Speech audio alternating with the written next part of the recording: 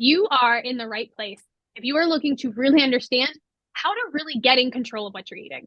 That's what we're speaking to. Most of us sign up for a diet because we feel out of control with what we're eating. And that's what we're diving into in today's video. And that's what this entire 4-part series is all about.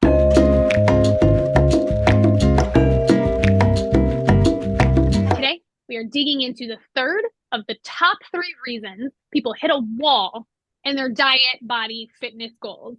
This is something we don't see people talking about nearly enough. I mean, it's wild how this just kind of goes unseen in the weight loss, fitness, wellness industry. So you're going to get a really, really honed in radar to spot this wherever it's showing up in your life.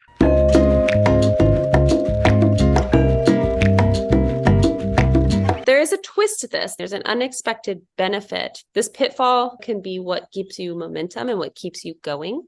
So we're going to get to that later in the video, but first we got to talk about what this pitfall is. I am Hannah. This is Laura. We're 2 sisters. I am a sociologist, and my favorite thing to study in sociology is food systems, people's relationship to food, especially on a population level. Laura? I am a clinical nutritionist. I've worked with well over 400 clients at this point. And the reason I entered the field of nutrition is because I felt absolutely crazy and out of control with food. Turns out so did my sister. So we have a long history of our own like binge eating disorders, restrictive eating disorders. We're talking in this series about the reasons people keep failing at diets. We have run into these 3 brick walls thousands of times. So not only were we out of control with food and binging, we were also diet cycling constantly.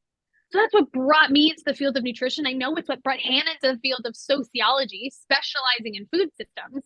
And now, not only have we healed our own relationships with food, we're just over here frolicking in picnic fields now. Just kidding. This is what we teach others. We want to be the people we needed to find 15 years ago when we were doing 2 a.m. hauls of Oreos at the local bodega. The third major reason that diet and fitness goals fail is that people have this idea of this like mythical, and then I'll just be done. I'm going to do this. It's going to suck. And then I'll just be done. And like, I just want to do this because I'm going on vacation. I just want to do this because in 6 weeks, this is happening and I want to look good. Right. I mean, let's be frank. It almost always comes down to, I want to lose some pounds and I want to lose them now. Or by a certain deadline. This many inches by this day for this reason. Sure. Okay, fine. But what's going to happen after that day? Whatever you did to achieve or reach your goal, you have to continue doing to maintain that goal or to maintain that result. That is the law of the universe for diets. There is no done in any diet or fitness goal. So here's what I mean. Most women start a diet program or a fitness program with like, I'm going to go through, I'm going to work hard, I'm going to do this really restrictive, challenging program. And then once I reach my goal, then I'll just maintain. Then I can chill. But for these next 6 weeks, 8 weeks, 2 months, 4 months, I'm going to just like really hit it hard. But here's why this fails. Here's why you hit a wall. If you haven't already hit a wall, because it's a total transformation you're expecting to do all at once, see video 1. If it hasn't been because life threw you a curveball you didn't plan for, see video 2. Then it doesn't work because there is no such thing as like, aha, this is my station. Now I can just get off and I just live here now. So there is no place of maintenance. We joke that it's like platform 9 3/4. Is that what the Harry Potter reference was? But yeah, you're not going to hop off of that station. It doesn't exist. So we have to plan for it.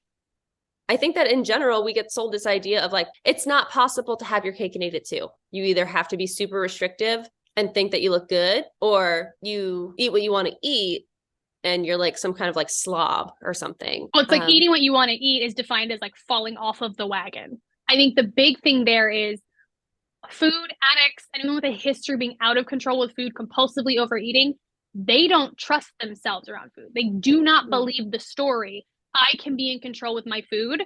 I can handle myself around these things. I can have some and not overeat. They do not believe that. And so that's the story that has to be rewritten. And that's what we teach. And that's what we're going to get into in part 4. Like that is the core change we make in part 4 of this series, where we're going to teach you the absolute starting point, number 1 tool we use and we teach to help people get control of their eating.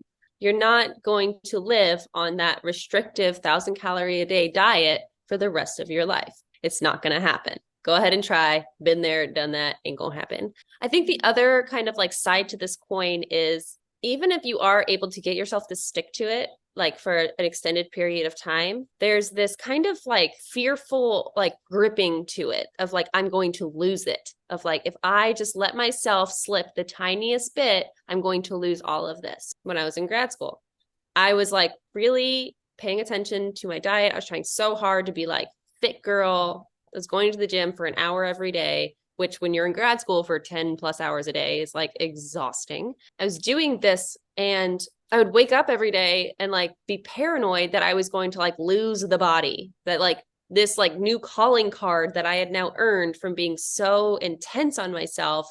If I slipped up for one day, I was going to lose it. And I built in my head how much that meant. And it's like this awful anxiety, this awful stress that you are carrying around with yourself.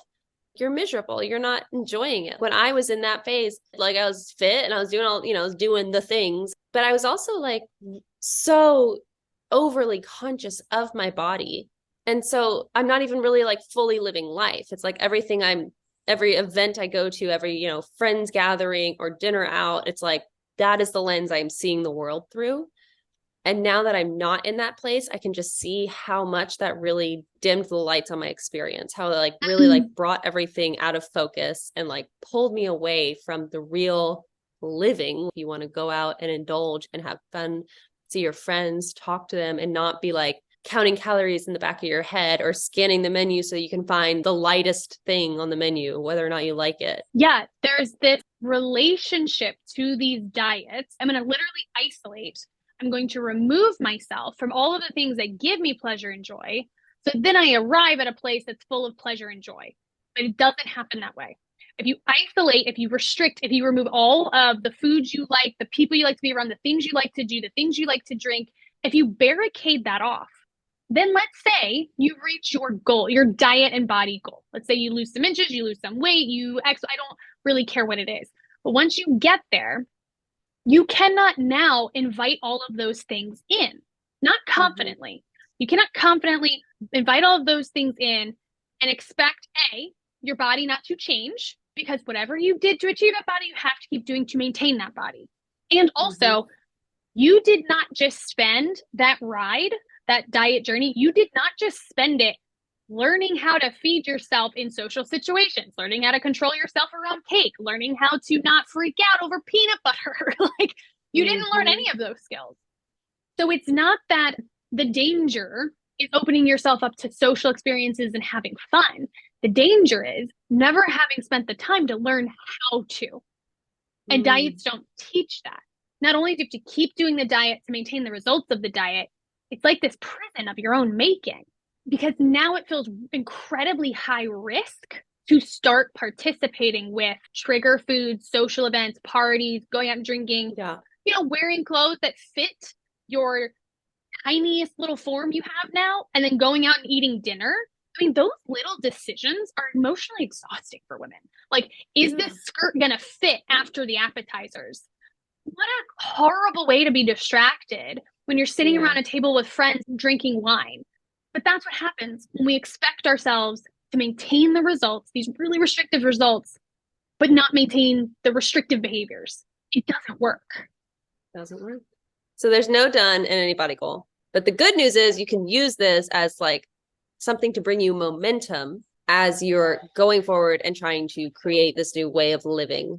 The way we could use this eternal truth as good news is if you implement behavior change science. It's a diet science, but behavior change science. So you're building these ways of living with food that are peaceful, that have you living as a bon vivant, which is what we stand for, which is delicious food, healthy food, indulgent food, healthfully, social life, love baked into your relationship with food. Then you have to keep doing it to maintain that level of result you got, which means you boarded the happiness train instead of the misery train, but you get to stay on it. Yeah. Yeah, exactly. Exactly. It's like if you want to go out and go on your vacation and feel really comfortable and really confident, maybe in your mind, that is the 1,000 calorie a day shred diet. But maybe it's also like, I'm going to work so that I can be around all these amazing indulgent foods and, you know, go out to all these restaurants and not lose control. And that actually is like, well, I got to maintain it to do it. Yeah, but then I get to eat all these foods I like, and I get to actually enjoy them, and I get to have fun and not have the internal melodrama around it. Yeah, and I don't have to like block and dodge every time that there is weave and bob and weave. I don't know. We're not sports people. I don't know. Just Charleston around that bitch. Yeah. You also don't have to clench your ass cheeks and bob and weave every time that you're on vacation, or you're in a restaurant, or you're lonely and sad on a Wednesday night. Like, you're not in panic mode because you actually know how to control yourself with food. Like, that's not the mechanism anymore. Yeah. Yeah. And then it actually becomes like a silver lining to this little rule of life. Mm-hmm. Mm-hmm. So in the next video, we're going to tell you exactly what you can do instead, so that you are actually sticking to your goals and you're achieving them in a way that feels good and you can actually maintain them for the long haul. It's the best part. It's the best part. It's the best part. We've had 3 videos really honing your eye on where to look out for these massive roadblocks that we see people hit constantly. And now we get to transition into like, grab your pen, grab a piece of paper. This is the science-proven behavior change tool to stop hitting those goddamn walls and actually achieve your goals. Before you click on part 4 of 4, the finale of this series, leave a comment below and give me an example of something you know you like doing that is health promoting, that can be the first stone in your walkway to having a healthy relationship with your body and food that you just maintain. It's just autopilot. Let's share some examples in the comments.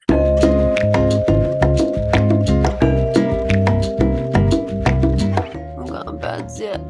I had caramel popcorn just like a week ago, and I just like, the dairy's gonna get me, the butter's gonna get me. There it is. There she is. Yes, I knew it was gonna happen. I did it anyways. My choice.